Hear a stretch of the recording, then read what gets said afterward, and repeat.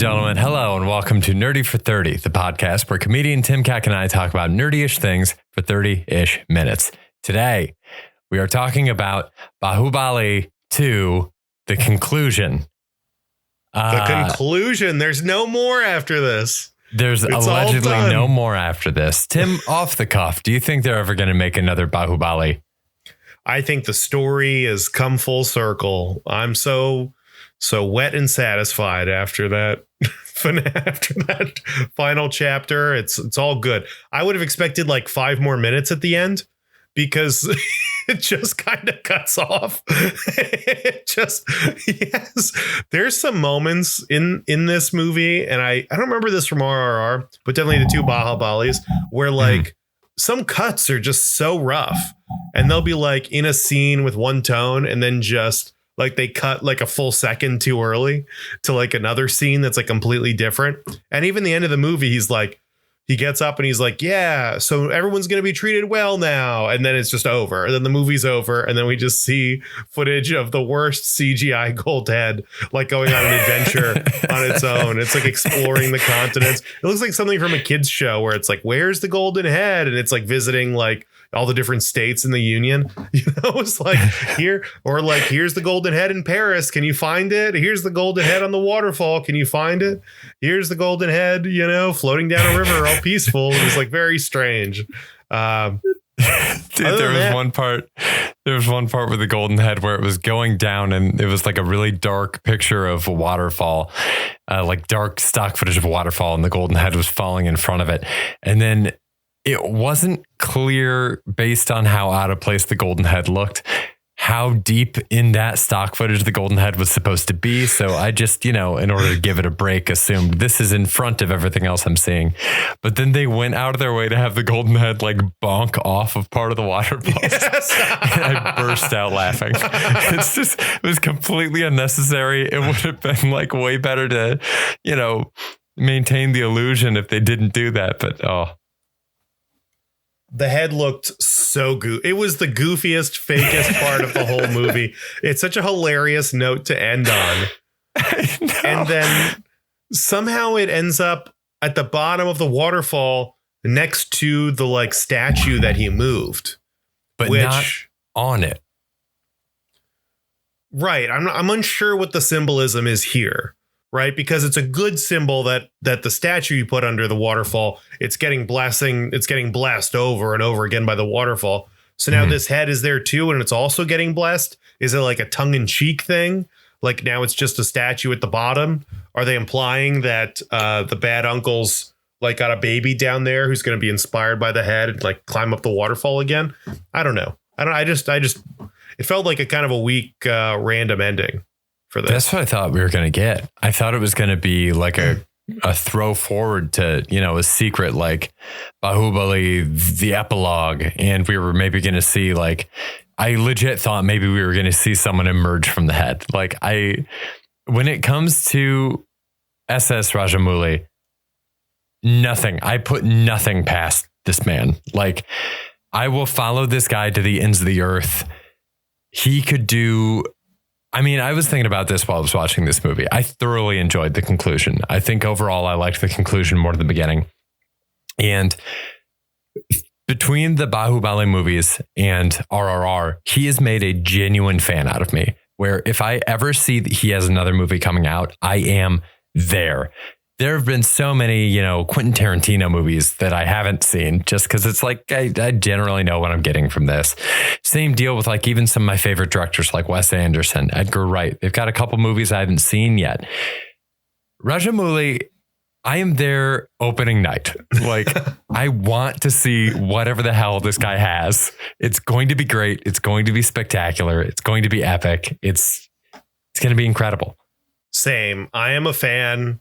This guy is a genius, I think. He's so good at capturing the feeling that I can only akin, I feel like I'm going to get made fun of for this, to a Fast and Furious movie or like an anime or something like that, where like their anime is good at building these moments where you're like, whoa, so-and-so did this, so-and-so shows up and you're like, whoa, oh shit, this is crazy. Like there's these moments where you go like, oh shit, you know, or like wrestling, like, oh shit. There's like the moments in Fast and Furious where The Rock pulls out his gun, holds it to someone's head and says, this changes everything. Where you're just like you're like, fuck yeah. I'm like just punching the air. I've just like fist punched in a Fast and Furious movie before. I'm not saying all of them. They've fallen off a bit, but the best Fast and Furious is akin to like Baahubali, where like there's moments I think I was smiling during like the whole end of the movie.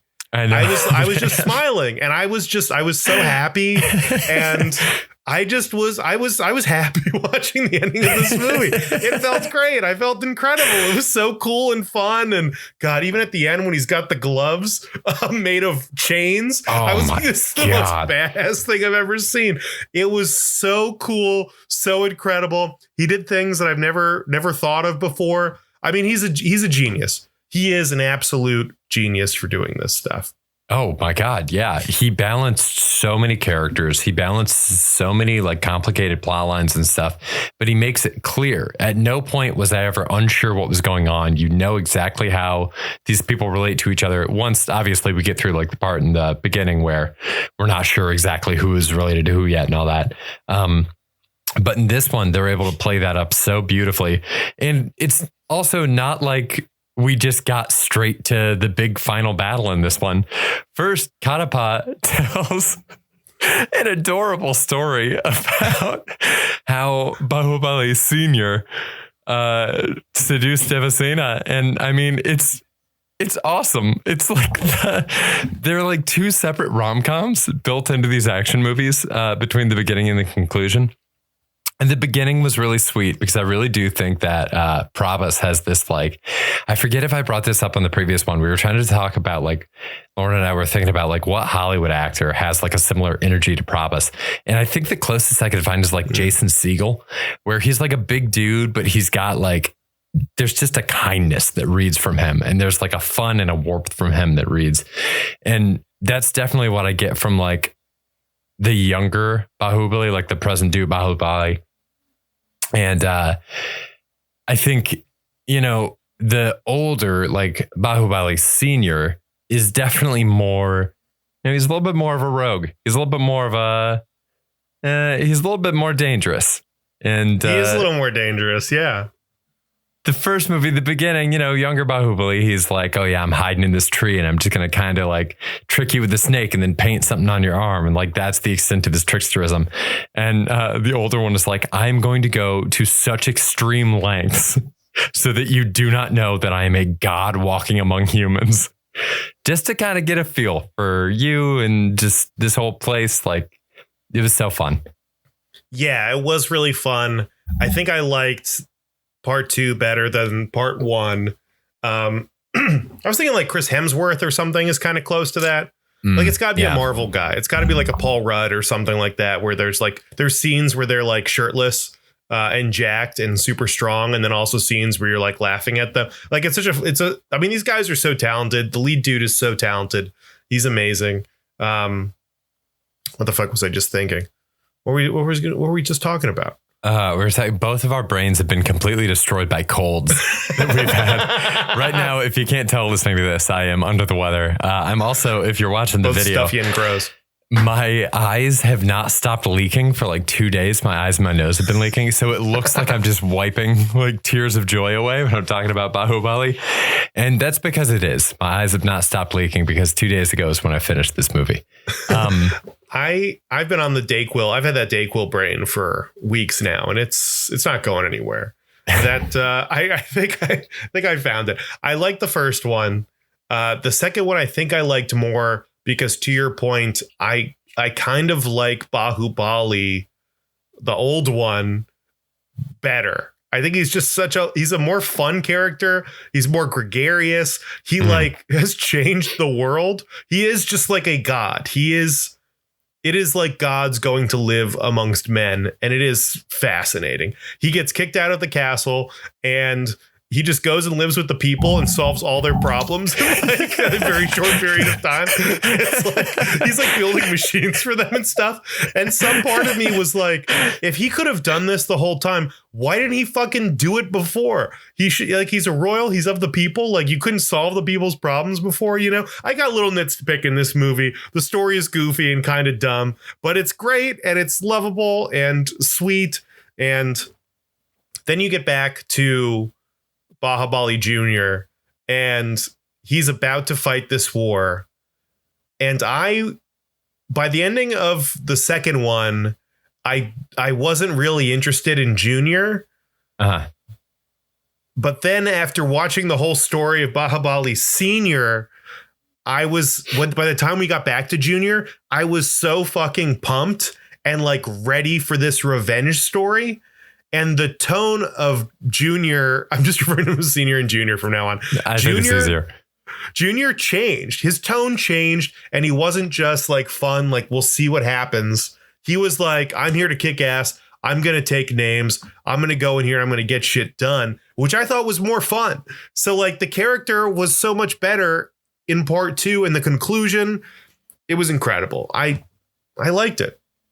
I think part of that might just be because the first movie, it's like, what kind of movie is this? And then once we hit the history of Senior and all that, it's like, oh, this is what they are. And then I feel like the conclusion is much more locked into that, even though they do kind of, you know, go on the rom-com tangent for a while. They come back and again, there's this giant epic battle. So yeah, I feel like that definitely helped the conclusion. I also wanted to bring up, you kind of mentioned it too, like seeing the tone shift and like getting that backstory on Senior retroactively makes the beginning a better movie. So like the stuff that they do in the conclusion, when you find out Senior's history, it makes it so much more fun if you go back to the beginning. And when people see him and they immediately just like look completely shocked and fall to their knees and go, Baahubali, it's so satisfying knowing like, yeah, this guy looks just like his dad. And you've seen all the incredible things that his dad did. And it makes complete and total sense that people would be like, oh my God, this God has been just reincarnated on Earth. Like, how is he back? It does. It's like Herculean, like his efforts. It's like the 12 labors or something. Even the chains, you know, that felt very like Hercules to me. I mean, this is a mythical figure. These are gods battling it out. And it's so good to think about. The fight scene at the end, I think I've seen it. For a second, I think I've seen it before on like Reddit or something, where it was just like, yo, like Indian action movies are crazy. We got to start doing this stuff. You know, it was like one of those little like clips, and it was them launching these guys from the trees. And when they did it in the movie, I was like, this is the most insane thing I've ever seen. And it was so cool. And the shots they got with it were so fucking amazing. It was like, they were like anime, like I keep thinking anime or like comic book panels or something like that. He would freeze it. It was like 300, but without like all the, you know, like the filter on top of it. It was just, they were freezing him in these scenes of just badassery where like an explosion of people like rocketing up behind him, like good guys, bad guys, the carts flying towards each other. There's a moment when they like the good guy or Junior and his uncle have like their spears and they're throwing them at each other. And that shot was like incredible. The way everything's like moving around. I mean, it was jaw dropping stuff. I think my mouth was open the whole time. I fucking loved it. It was so crazy. It was so crazy, man. I kind of wish there was like, and even at the beginning of that fight scene, I was a little disappointed when they go and they're like storming the village and seeing them come over the hill. Awesome. Very cool. And then the fight scene starts and I'm like, this is kind of like the same as the first one, where it's like just a fight in the desert. And it's like, I don't know, it looks the same visually. It's not as exciting. I wish they would give us something else. And then they start launching dudes through the air on palm trees. And I was like, fuck yes, this is amazing. I love it. Everything I wanted has been answered. God, it was so cool. And honestly, the guy who Deva or the uncle, he was great. He was so good. That actor was like incredible. I thought he was awesome. He's jacked out of his mind. He's very convincing in all these things. He seems like evil. Yeah, I don't know. Yeah, he was a great villain. Great villain. I mean, I also, speaking of like shout outs, I wanted to shout out Kumara in this movie. Incredible comedic character. Absolutely incredible. Here, let me pull up. He was in I see him, was like the prince that was also trying to like, he was also vying for Devasana's love. Oh, yes. Yeah, he was very funny and just a great character. It was really good. Oh my God, dude. The scene where he thinks that he split the log, like Baahubali lets him think he split the log, and then he's trying to redo it that night. And he's like, why is this not working? And then all the like maidens come in and they're like, hey, yeah, we want to see you split that log again. And he's like, oh, wish I could. It'd take way too long to get a log. And they're like, oh, there it is. You want to go grab it? There's the log. Can you go get that? The scene where Baahubali, like where he's in with all the women and then these bad guys break in and Baahubali breaks in the window. And he like Baahubali, it feels like could effortlessly save all of them. But instead he's like, you know what? You figure this out. And then he leaves. And I was like, whoa, you got to stay, man. You can't just like that's like 6 guys. You can take 6 guys instantly. It's nothing for you. But then he somehow inspires this guy to like be a warrior and stand up for himself. And it ends up being like a very, very convincing arc. That's what makes him a great leader, man. He knows when to delegate in a way that's going to elevate. That's on a poster like in his office, which is just a rock quarry by the end of the movie. Delegate to elevate. With a cat just like hanging from a tree. Oh my God. The plot gets convoluted, I would say. It all makes sense in hindsight, but it was very complicated. And I thought people's like motivations kind of flip-flopped a little bit, or maybe not. It just seemed like the plot got condensed to like a very short period of time where like all the intricacies and nuance of this happen, which was interesting. I don't know if I loved that part. I was a little bit like, okay, so what does this mean? What are the ramifications of this, etc. I think there's like the wedding thing, which is weird. His brother's trying to steal his wife, and then there's a weird betrayal thing where the father with the messed up hand is like suddenly turning over a new leaf, but then it turns out he's actually evil, and then the mother is like casting out her own son, but then somehow she realizes she messed up. Like there were just these revelations that felt very, I guess, back to the musical point, it just felt a little artificial and a little bit like a musical where it's like, well, now I feel this, like you ordered for your son to be killed. Now your son's been killed and now you feel bad, like there's a whole range of emotions that you should be feeling before you have your son killed, like. Oh, for sure. That I will say though, it's definitely complicated, but props to that moment where Katapa wipes Baahubali's blood on what's her name? Sivagami's hand, so that she has his blood literally on her hands. Love that. Big moment, big swing.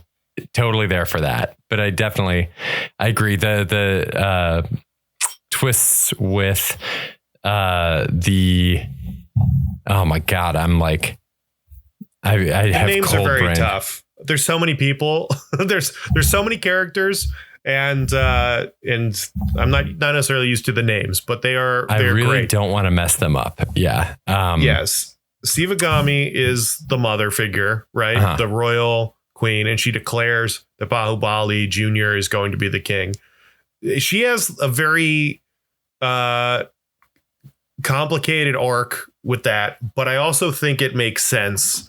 It didn't at first, but thinking about it, I thought it made sense, right? She has been the queen mother this whole time. Her word is it. That's it. She's in charge. She's the boss. She has both of these kids. She's nursing both of these kids. They say, no, what's going on? And she's like, no, this is my rule. And it feels like she's a very gregarious, like loving, nurturing mother figure. But in hindsight, she might be that, but she is also in charge. Yeah. And she wants power. She likes being in power. She could have given it up. She has not. She took the throne. Her word is law. She demands to be respected. And it's not hubris. It's like it's like she is full of herself to a degree that clouds her judgment, where she is putting her own pride over the life of her son in a way that felt jarring to do, but also makes sense when you look at her whole life has been being a goddess. She's been treated like a goddess who can do no wrong. So even in the face of her wrongness, she can't accept that until literally her son's blood is wiped on her hands. It's fascinating. The more I think about these characters, like sitting after the fact, the more complicated each of them is, and the more intricate it is to me. And I mean, I would say they all have very clear like character alignments on the chart, you know, like Katepa is like an extreme example of lawful good, or I guess lawful neutral, because he'll do anything. Like he will do whatever it is to abide by the law that he has sworn himself to. Like everybody is very fixed in their dedications, which is interesting to see, because I feel like, you know, the more common thing that we see with characters is people being very like morally flexible. So it's like, well, you know, I was instructed to do this, but clearly I'm not going to do this. Like clearly I'm not going to kill this guy that's is like a surrogate son to me. So I'm not going to kill him. But Katepa's like, I swore an oath. I got to do whatever they tell me to do. They told me to kill this guy that's like a son to me. I got to kill him.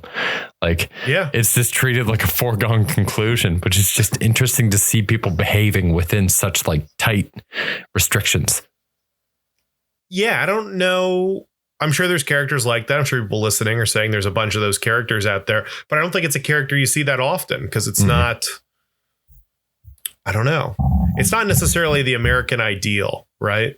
Which I think maybe makes this like a fun contrast into like Indian film, right? Is like Americans are like, you know, freedom, whatever. I'm going to do the right thing no matter what. I'm not a part of something. I'm a unique individual doing this crazy stuff. You know, I need to stand out. You know, they told me to do something. I spit in their face. I say, fuck you. And I go and I do it. You know, I'm Stone Cold Steve Austin hitting my boss with the stunner. You know, like that's America.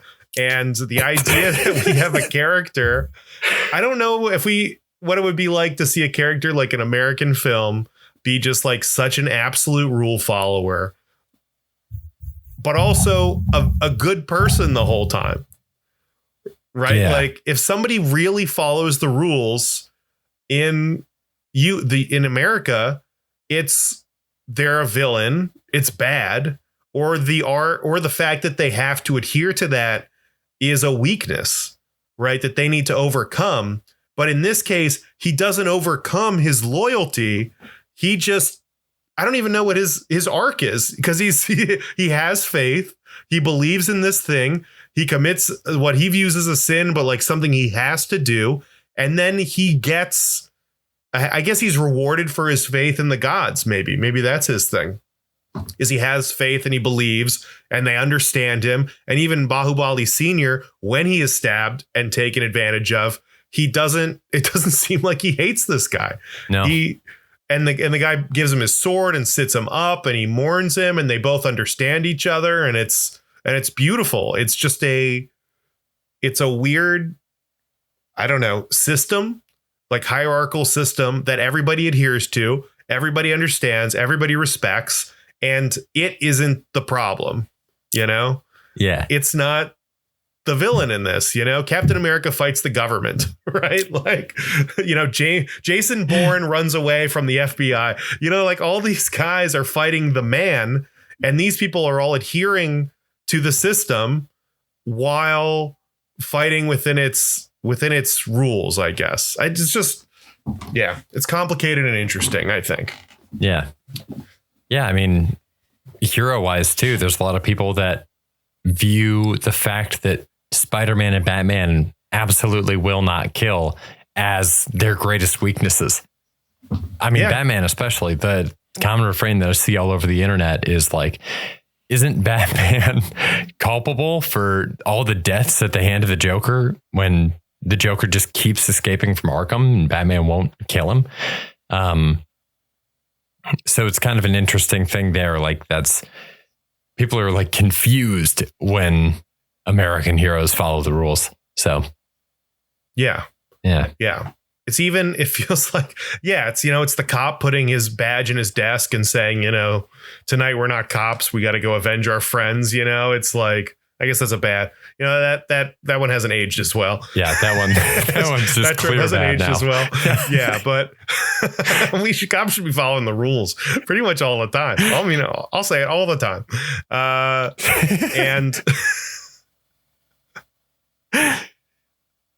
But I was thinking even like Soldiers or something like. Oh, that's a good one.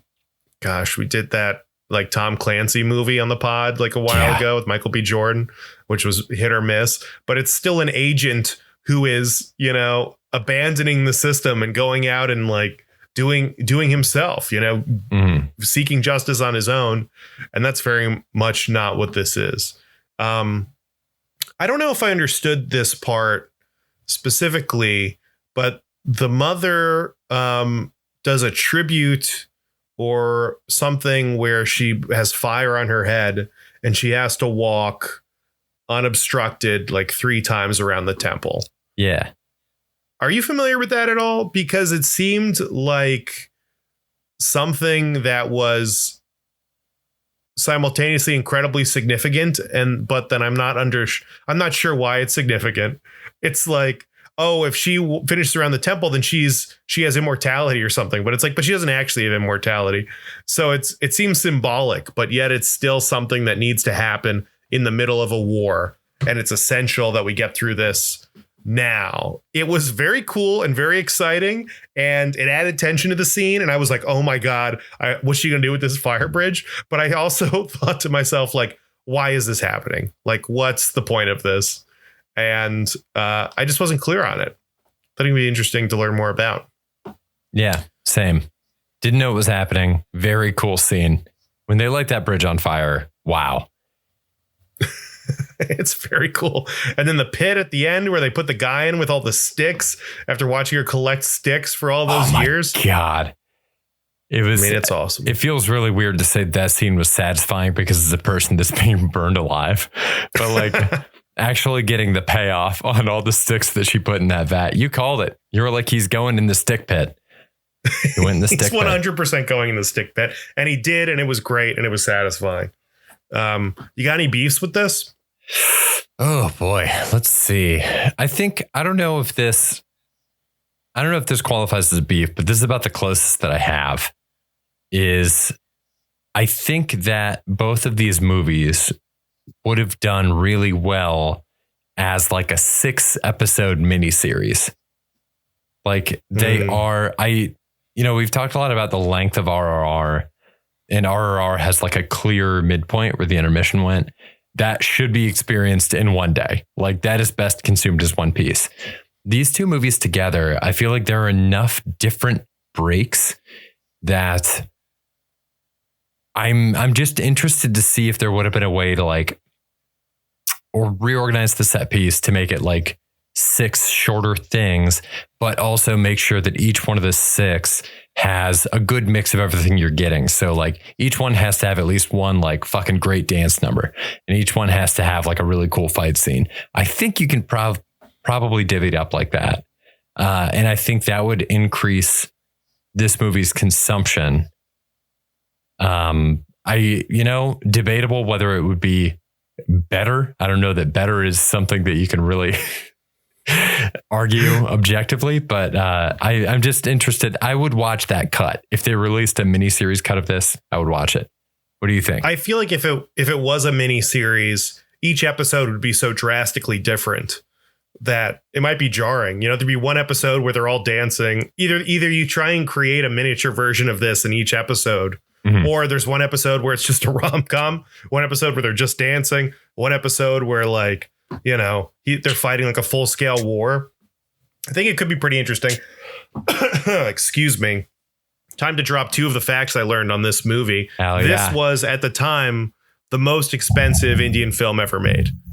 At the time it was created. Right. So budget wise, you're talking about how crappy the CGI is. They were still throwing everything at the wall for this. So keep that in mind. And then it is still the highest grossing film in India. So it's ahead of RRR. And then KGF Chapter 2 is in front of it. It's doing better than Avatar: The Way of Water over there. All right. So this is still a big deal. So it did really well. And so it's hard to argue with that success, Kevin. You're trying to revamp the most successful movie in India of all time. Give me a break. 2 10-part television series. Whatever. It's perfect just now. 2 10-part. I didn't say anything like that. I said 6 episodes. 6 episodes. It could be 6 episodes. That could work. God. Dude, I think so. If you have the budget pulled up right now, I actually looked at this too. I think the budget for either the beginning or the conclusion was $69 million.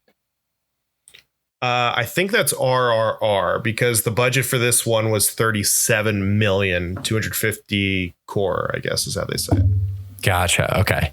Yeah. I looked it up though, and American films with similar budgets to 69 million.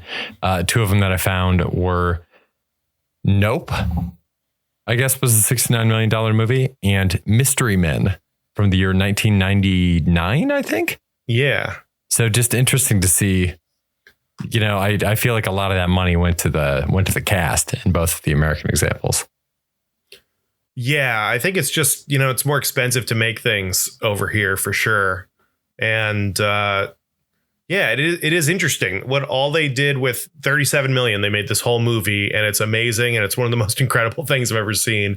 And here that would be like a Blumhouse movie. Yeah. You'd be in a hotel room the entire time. And it would be like, the big twist would be that it would go from day to night. Yeah. Okay. Now that we're at the end, rapid fire question. Kevin, is Baahubali 2, the conclusion, better than Baahubali 1, the beginning? Yes, definitely. Yes. Okay. We'll update the rankings. Any last second thoughts about Baahubali? Last thing we got, we never talked about the title cards for these 2 movies. The title cards are the 2 best title cards I've ever seen in my entire life. The first one, I thought the movie had started and we were getting like a history about like how some great cosmic thing was crafted, and then they pan out and it's the title card of the fucking movie. I mean, get me fired up in 5 seconds or less. So that was great. And then this one the conclusion had a straight up Bond intro. Like it did. It was like one kaleidoscope shot away from just like being a straight up James Bond movie intro. I adored it. These movies, huge hits. Love them. Highly recommend it to anybody. They're the best. You got to watch them. You gotta watch them. They're on Netflix. They're incredible. This is my last thing. Give Rajamouli Secret Wars. Let this man do Secret Wars for Marvel. Oh my God. Dead serious. Give him anything. This is not hyperbole. He probably should have gotten the Thunderbolts movie first to like try something out. But like once they proved that he could do it with the Thunderbolts movie, this dude would knock a Secret Wars movie out of the fucking park. He needs to do an American movie. I mean, he needs to do a Marvel movie. He'd be so good at it. It's the only thing that makes sense for his like gigantic scope and vision. It'd be amazing. Gotta be great. All right. Yeah. Cool. Well, hey, thanks everybody for tuning in. We'll be back here next week with Knock at the Cabin, not Knock at the Cabin Door. They left door off the title of the movie. I don't know why. I don't know why they did a lot of things in that movie, but that's a little bit of a preview. We'll see you back here then. Till then, stay nerdy, everybody. Bye. Stay nerdy. Bye. It's a little Mandela effect with the door. I know. In that movie. I could have sworn it had door on there. Could have sworn.